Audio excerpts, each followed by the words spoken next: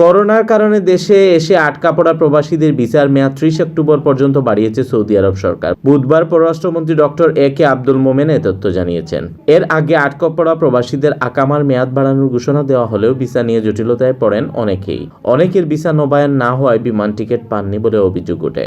এ অবস্থায় সৌদি কর্তৃপক্ষের সঙ্গে আলোচনা চালিয়ে আসছিল পররাষ্ট্র মন্ত্রণালয়। বুধবার বিকালে মন্ত্রণালয় থেকেই ভিসা সংক্রান্ত এই সুখবর দেওয়া হয়।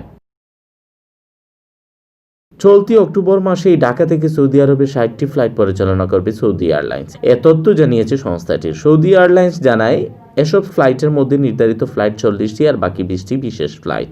করোনা পরিস্থিতিতে বাংলাদেশে এসে আটকা পড়েন প্রচুর সংখ্যক সৌদি প্রবাসী। ফ্লাইট সংকটের কারণে তারা ফিরতে পারছিলেন না সৌদি আরব।